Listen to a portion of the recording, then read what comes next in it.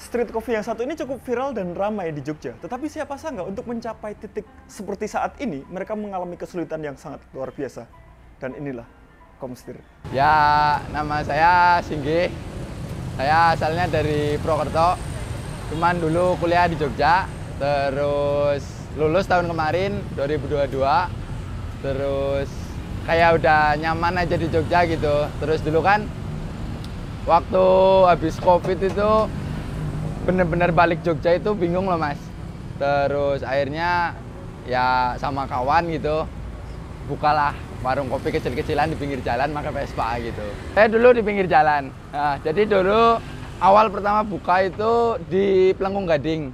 Nah, itu di alun-alun Kidul. Terus karena di situ ada 6 bulan kayaknya.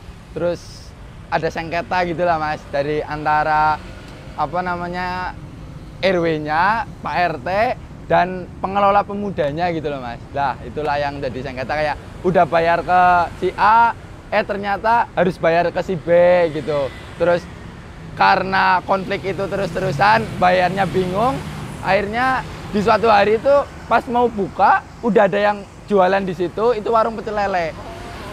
Lah pas ku tanyain, ternyata dia udah izin sama Pak RT-nya. Walah udah kacau. Ternyata yang pemuda yang backup tempat di situ, Langenastran itu namanya, desa kampungnya itu, ternyata nggak ikut backup ketika Pak RT itu bertindak. Wah ya udah, akhirnya tutup ada 4 harian, muter lah Jogja karena butuh banget tempat gitu tau untuk buka gitu. Muter Jogja itu nggak dapet, terus lah ketemulah di jalan sini, itu dulu sepi sekali Mas. Bener-bener sepi, nggak ada yang jual sama sekali. Terus nanyalah ke apa namanya toko buku ini pas sore hari, apakah boleh jualan di depan atau tidak. Saya pakai Vespa, nggak netap, mobile gitu. Terus ya udah boleh Mas, nggak apa-apa. Paling nanti ketemu aja sama apa namanya pihak Kapanewon Gondomanan gitu, biar jalannya aman gitu. Oh ya siapa? Akhirnya kesanalah. Akhirnya ya boleh Mas, yang penting nggak tempatnya netap gitu, soalnya itu trotoar, city walk juga toh. Terus akhirnya boleh, mulailah jualan di sini gitu. Terus mulai jualan di sini ada 2 tahun kayaknya, dari di utara pindah ke selatan, utara selatan pindah-pindah gitu. Jadi terus di sini ada yang buka lagi soto juga, karena sempitnya parkir kita pindah ke selatan gitu. Terus selatan ada juga warung kopi lagi di selatan, ada tiba-tiba buka gitu toh. Itu nggak ngomong nggak apa, tiba-tiba buka gitu. Terus akhirnya mau nggak mau kita pindah lagi ke utara gitu. Nah pindah ke utara kayak bolak-balik dan lain-lain.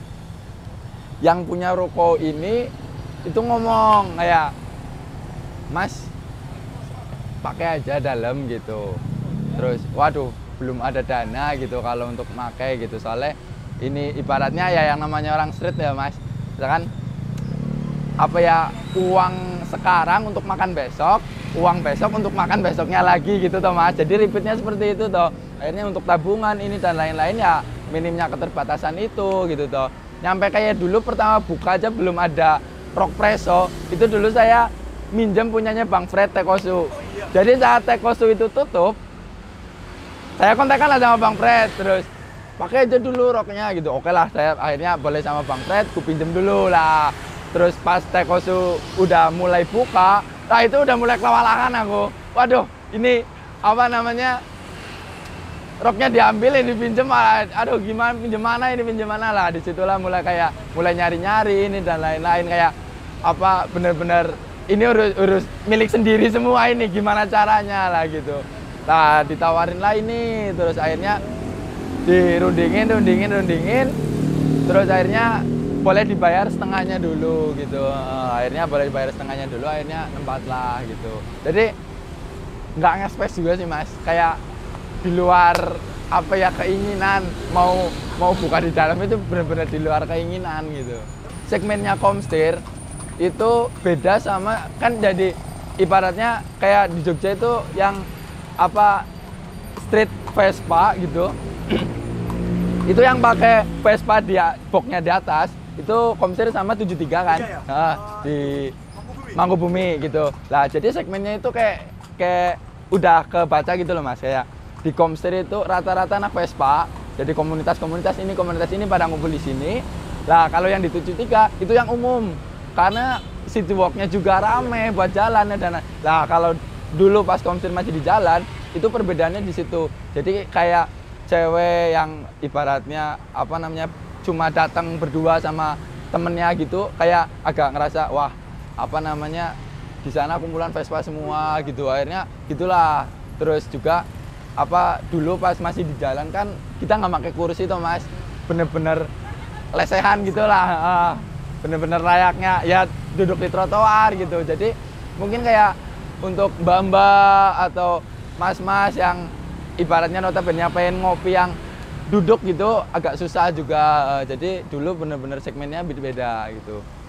Terus alhamdulillah setelah di dalam terus ada temen yang kursinya nggak dipakai, terus apa ya udah sini tak bayar tapi bayarnya bulan depan, ibaratnya kayak gitu. Oh ya udah pakai aja gitu. Toh juga warungku udah ganti kursinya gitu. Jadi saling support gitu. Akhirnya bolehlah ada kursi sekarang ya kecil-kecilan gitu Mas. Perbedaannya bukan lagi signifikan Mas. Itu grafiknya kayak naik loh Mas. Soalnya apa ya dari media gitu ya kan.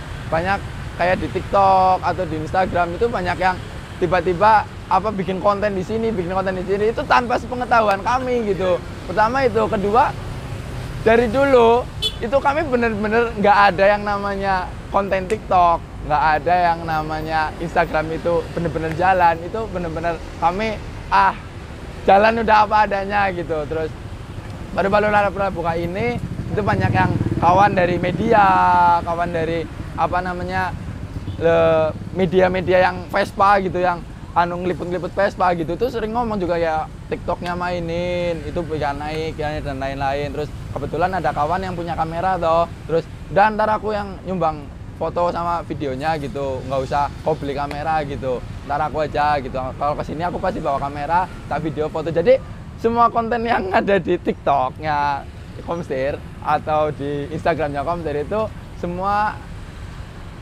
apa namanya bantuannya kawan-kawan gitu. Yang megang itu kawan sendiri, terus dari kamera, terus apa aja yang di situ itu benar-benar dari kawan sendiri gitu. Dari dulu Komstir itu nggak pernah ada karyawan dan nggak pernah ada bosnya itu.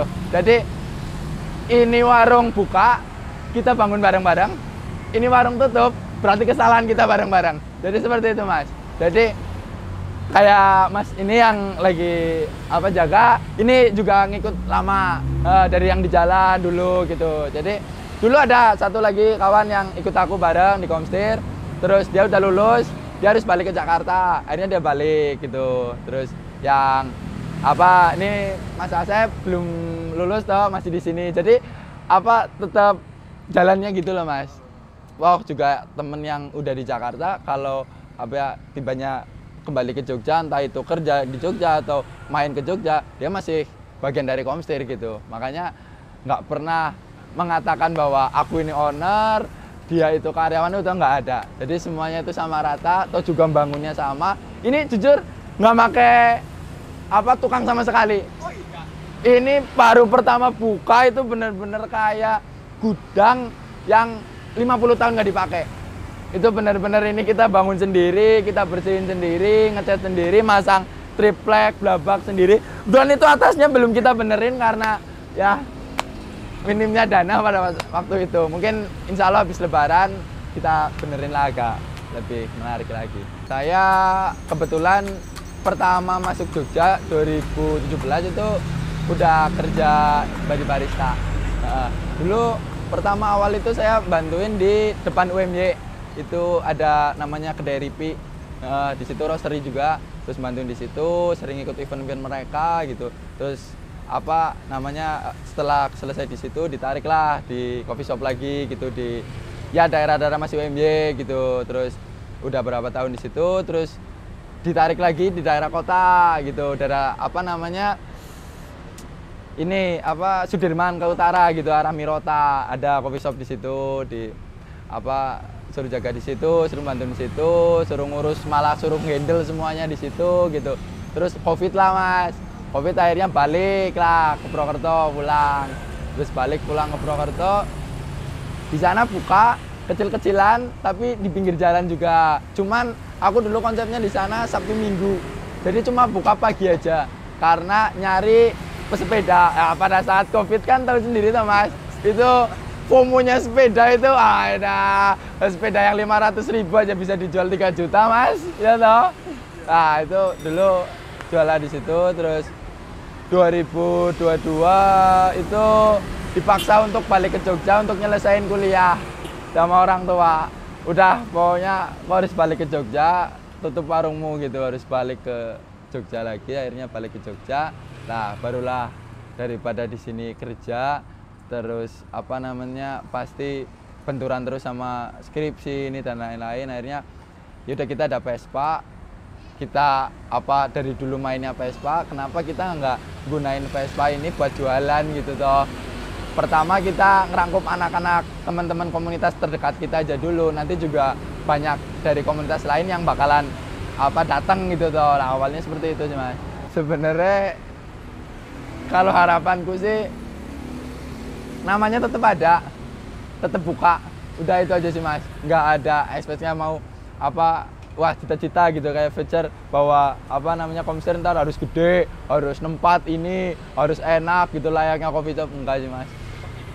Jalannya pengennya ya kayak gini aja. Yang penting apa namanya Komser tetap hidup, yang bantuin di Komser tetap makan, benernya kayak gitu sih. Apa ya, rantai makanannya itu tetap jalan, terus gak ada yang sini dirugikan ini. Jadi sama-sama terus-terusan yang jaga sama Komsernya itu simbiosis mutualisme terus gitu. Sebenarnya pengennya gitu terus sih. Jadi gini, kalau di Jogja mungkin 2021-2022 itu street coffee masih bisa dihitung ya. Dari utara, ibaratnya dulu itu bisa main yang namanya radius Mas. Jadi yang utara itu oh ya udah ada. Oh di selatan, oh ada. Oh yang di apa barat itu udah ada. Oh yang di timur itu udah ada. Jadi di mana ini kita buka di tengah. Kayak gitu toh dulu. Biar sama-sama semuanya apa ya kedapetan gitu. Tapi untuk era-era sekarang malah lebih seru lagi Mas. Jadi ibaratnya buka sampingan malah lebih seru lagi gitu. Jadi nggak ada kata yang apa ya, oh itu sampingnya ada yang buka, ntar apa namanya ke apa namanya kayak wah itu saingan kita, itu nggak ada. Malah jatuhnya malah semakin banyak semakin seru. Terus apa ya, harapanku sama harapan Mas Fred dan sama teman-teman pengen bikin festival street coffee sih gitu. Jadi kita bikin satu tempat bareng-bareng, kita kelola bareng-bareng dari beberapa street coffee yang ada di Jogja, biar ya ini apa ya buktiin bahwa street coffee di Jogja itu nggak ada persaingan, semuanya itu guyub rukun, rame-rame.